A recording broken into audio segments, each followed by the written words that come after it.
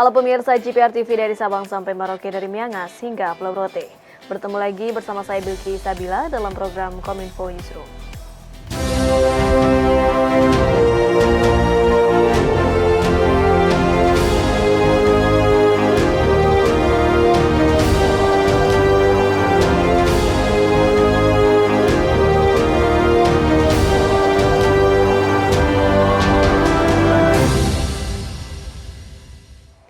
Inilah Kominfo Newsroom selengkapnya. Pemirsa, Kementerian Komunikasi dan Informatika menggelar Malam Anugerah Media Center Daerah tahun 2023. Dalam sambutannya, Direktur Jenderal Informasi dan Komunikasi Publik Kominfo Usman Kansong mengatakan bahwa media center memiliki peran yang sangat penting sebagai orkestrasi untuk membangun komunikasi publik. Direktorat Pengelolaan Media Ditjen IKP Kementerian Komunikasi dan Informatika kembali menggelar ajang Anugerah Media Center Daerah 2023 sebagai bentuk apresiasi kepada media center daerah yang telah memberikan kontribusi pengiriman konten berita dan foto pada portal berita info publik.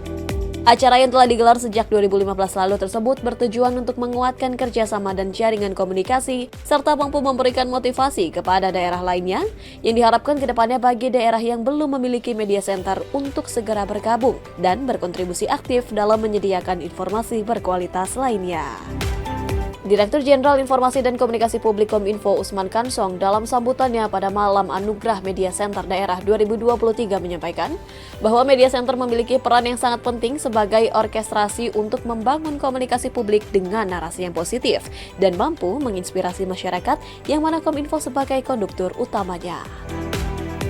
Kontribusi ini menunjukkan adanya komitmen bersama membangun komunikasi publik yang lebih baik. Komunikasi publik yang berisi narasi positif ataupun berbagai konten yang mencerdaskan, mencerahkan, membangun, bahkan menginspirasi masyarakat, berkontribusi untuk diri sendiri, lingkungan, bahkan bangsa dan negara.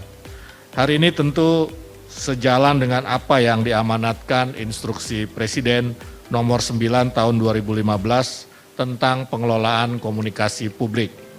Kementerian Kominfo secara khusus diinstruksikan untuk melakukan perencanaan, penyiapan, dan pelaksanaan komunikasi publik terkait dengan kebijakan dan program pemerintah. Oleh karena itu, peran dan posisi media center daerah dalam jaringan info publik menjadi penting dan krusial sebagai garda terdepan memproduksi dan mendiseminasi informasi kepada masyarakat.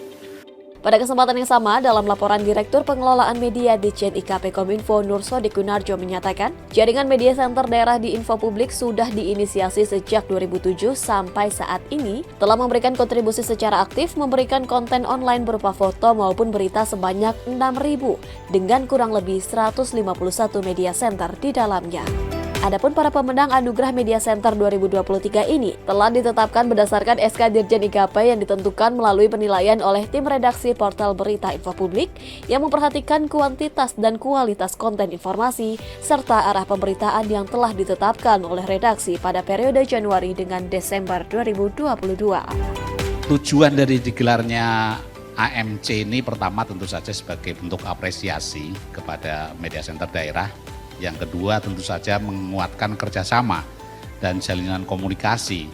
Dan yang ketiga tentu saja memberikan motivasi kepada daerah-daerah yang lain supaya ke depan ini bisa bergabung juga untuk mendirikan media center dan menjalin pertukaran konten juga dengan Kominfo.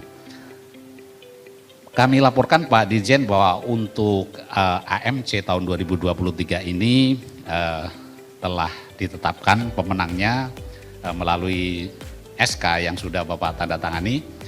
Kemudian penilaiannya dapat kami sampaikan bahwa ini dilakukan penilaian by system melalui portal berita info publik. Ke depan nanti kami sedang menginisiasi untuk melakukan penilaian melalui Indonesia Kini .go.id, di mana di sana nanti akan secara otomatis kelihatan mana daerah yang paling aktif, mana dari konten-konten yang disebarluaskan ini yang paling banyak dibaca, paling banyak dicari, dan mana dari sisi kualitasnya nanti bisa kita tetapkan juga konten mana yang paling berkualitas. Presiden Joko Widodo melakukan peletakan batu pertama PLTA Mentarang induk PT Kayan Hydropower Nusantara di Kabupaten Malinau, Kalimantan Utara.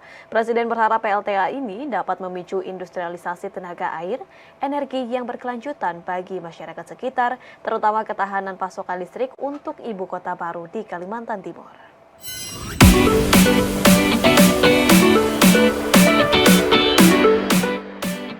Hari kedua kunjungan kerja di Provinsi Kalimantan Utara, Presiden Joko Widodo meresmikan peletakan batu pertama pembangunan pembangkit listrik tenaga air Mentarang induk di Malinau. Presiden merasa sangat senang karena pembangunan PLTA tersebut sudah bisa dimulai. Terlebih karena pengerjaan PLTA Mentarang induk dilakukan oleh konsorsium bersama antara Indonesia dengan Malaysia. Presiden menargetkan pembangunan PLTA Mentarang induk dapat selesai 7 tahun lagi. Ia berharap kehadiran PLTA Mentarang induk dapat memberikan manfaat kepada masyarakat sekitar Malinau, Kalimantan, hingga seluruh Indonesia. Ini adalah PLTA yang terintegrasi dengan kawasan industri hijau di KIPI. Di Malinau, KIPI ada di Kabupaten Bulungan. Yang nantinya produk-produk yang dihasilkan karena energinya hijau, produk-produk yang dihasilkan nanti yang di Bulungan, di kawasan Industrial Park Indonesia, di Bulungan, juga produk-produk hijau. Produk-produk yang emisi karbonnya rendah. Produk-produk yang memiliki harga yang premium tetapi kompetitif. Karena apa? Energinya dari energi hijau dari Sungai Mentarang di Kabupaten Malinau. Lebih lanjut, Presiden mengakui untuk mengintegrasikan kawasan industrial Park Indonesia dengan PLTA Mentarang induk tidaklah mudah. Apalagi anggaran yang dikeluarkan cukup besar yakni 2,6 miliar US dollar atau setara dengan 40 triliun rupiah. Pemerintah sangat mendukung pekerjaan besar ini, rencana besar ini, dan kita harapkan betul-betul ada transformasi ekonomi Indonesia menuju sebuah ekonomi hijau yang kita harapkan kita memiliki kekuatan besar. Karena yang kita bangun nanti di kawasan Industrial Park Kalimantan Industrial Park Indonesia yang ada di Bulungan itu adalah yang pertama EV baterai. Baterai untuk mobil-mobil listrik. Plus mobil listriknya ada di sana nanti. Yang kedua, aluminium, industri aluminium yang juga akan dibangun di Kalimantan Industrial Park Indonesia, di KIPI nanti. Aluminiumnya aluminium hijau, karena dari energi hijau. Dan yang ketiga ada petrokimia, petrochemical, yang juga semuanya segera dimulai. Artinya apa? Listriknya siap nanti, karena di sana juga sudah kemarin saya cek, kawasan industrinya siap. Sehingga begitu sambung, itulah masa depan Indonesia. Wakil Presiden Ma'ruf Amin menghadiri acara peringatan Isra Miraj tahun 2023 di Solo, Jawa Tengah. Dalam pesannya, Wapres menekankan pentingnya moderasi beragama, khususnya bagi masyarakat Muslim.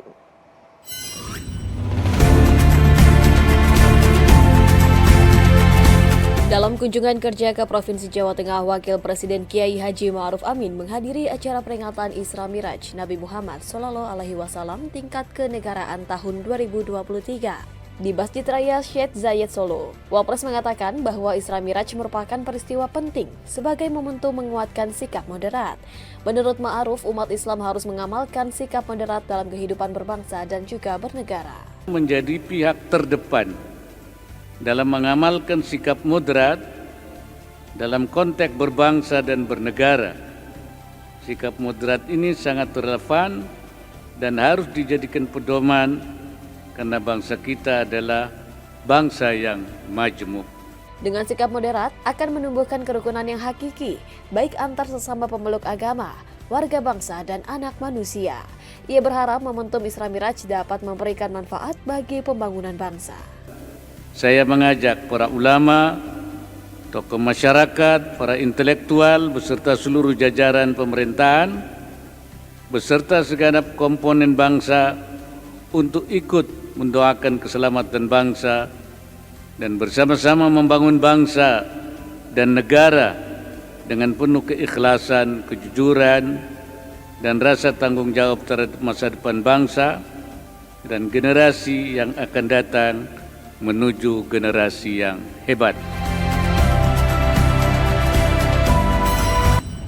Kementerian Kelautan dan Perikanan akan menerapkan penerimaan negara bukan pajak pasca produksi dengan melakukan penyesuaian harga acuan ikan.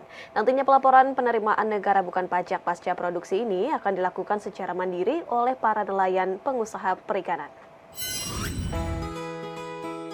Menteri Kelautan dan Perikanan Sakti Wahyu Trenggono menyampaikan penyesuaian pungutan penerimaan negara bukan pajak atau PNBP pasca produksi di bidang perikanan tangkap sesuai dengan masukan para nelayan usai pertemuan pada beberapa waktu lalu untuk kepentingan masyarakat nelayan dan keberlanjutan sumber daya ikan di Indonesia. Kini nelayan hanya akan dikenakan PNBP pungutan hasil perikanan sesuai dengan volume tangkapan. Selama ini pungutan PNBP PHP dibayarkan pada saat sebelum laut, yakni mengurus surat izin penangkapan ikan. Kemudian PNBP dibayar untuk setahun ke depan dan beberapa pun volume produksi yang diperoleh besaran PNBP yang dibayar tetap sama. Penarikan PNBP tidak semata sekedar terkait proses penarikan penerimaan negara, tetapi bagian penting dalam perbaikan tata kelola perikanan nasional secara keseluruhan dalam kebijakan penangkapan ikan terukur. Selain itu, penyesuaian harga acuan ikan tidak hanya akan mempertimbangkan masukan para pelaku usaha perikanan, tapi juga mempertimbangkan harga pokok produksi atau biaya operasional. Untuk itu, Menteri Trenggono meminta penyesuaian tersebut dipatuhi sehingga produktivitas perikanan tangkap yang ramah lingkungan di dalam negeri berjalan optimal. Oke, kamu nggak usah bayar izin dulu deh. Silahkan kamu melaut, kita kasih izin, surat izin melaut.